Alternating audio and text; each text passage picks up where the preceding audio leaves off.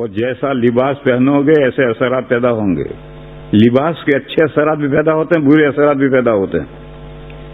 کہتے ہیں کہ فرعون اور موسیٰ علیہ السلام کے درمیان میں جو مقابلہ ہوا تھا اور فرعون نے سارے مصر کے جادوگروں کو اکٹھا کر کے مقابلہ کروایا تھا، اس میدان میں صرف جادوگر مسلمان ہو گئے اور کوئی مسلمان نہیں ہو.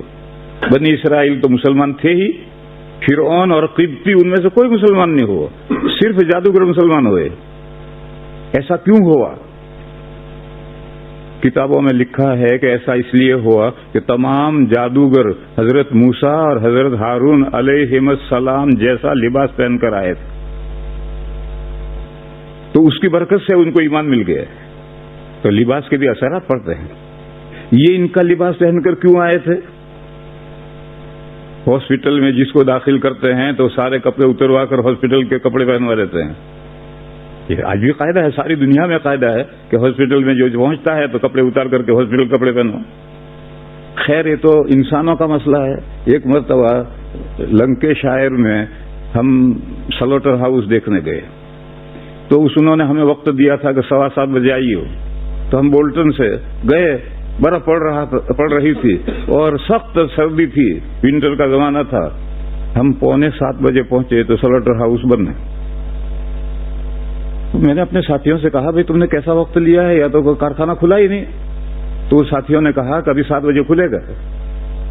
چنانچہ 7 بجنے میں 5 منٹ باقی تھے اور سن دے کر ایک گاڑی آئی اور کھڑی ہوئی، اس نے کارخانہ تالا کھولا اور اندر سب کھل دیا. دوسری گاڑی آئی، تیسری گاڑی آئی اور 7:05 پر انہوں نے ہمیں اپنا ڈریس بھیجا کہ یہ کپڑے پہن کر آ جاؤ. یعنی اوپر، اندر تو ہمارے کپڑے رہیں گے لیکن اوپر یہ کپڑے پہن کر آ جاؤ.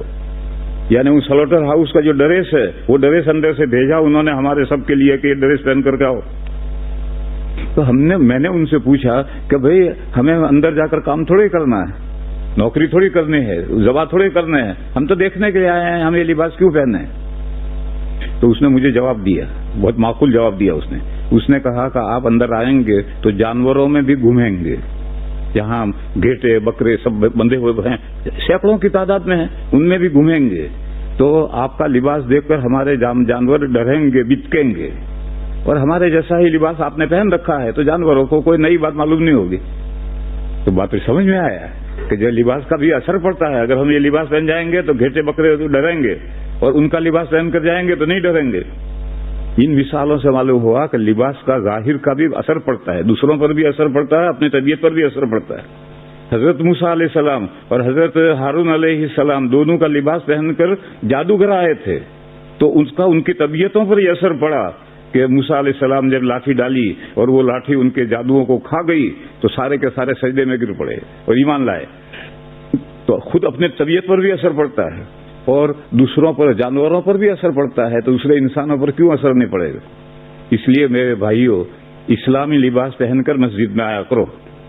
جاب پر جب جاتے ہو تو تمہیں جو لباس پہننا ہو پہنو، لیکن مسجد میں اللہ کے گھر میں آؤ تو نیک بندوں کا لباس پہن کر آؤ. اس کا طبیعتوں پر اثر پڑے گا، عبادت کرنے میں جی لگے گا. اور اگر آپ وہی لباس جو جاب کا لباس ہے وہی لباس پہن کر آئے اور ہاتھ میں موبائل بھی، بڑا موبائل بھی لے کر آئے اور تکبیر ہونے تک موبائل سے کھیلتے ہی رہے، تو طبیعت پر کیا اثر پڑے گا اس کا اندازہ خود ہی سمجھو. تو دشمنان اسلام نے عربوں کی عورتوں کا جو کرتا تھا وہ مردوں کو پہنا دیا ہے. آج عربوں کے جتنے کرتے ہیں یہ مردوں کے کرتے نہیں ہیں، یہ سب عرب عورتوں کے کرتے ہیں جو عرب مردوں نے پہن لیے. مردوں کا کرتا کیا ہے؟ ایک حدیث شریف سنو. نبی پاک صلی اللہ تعالی علیہ وسلم نے ارشاد فرمایا ہے کہ کپڑے کے لیے ٹخنے پر کوئی حصہ نہیں، آدھی پنڈلی تک کپڑا ہونا چاہیے، لنگی بھی آدھی پنڈلی تک اور کرتا بھی آدھی پنڈلی تک. جب حضور نے یہ مسئلہ سمجھایا تو حضرت ام سلمہ جو ام المومنین ہیں انہوں نے ایک سوال کیا کہ یا رسول اللہ عورتوں کے لیے کیا حکم ہے؟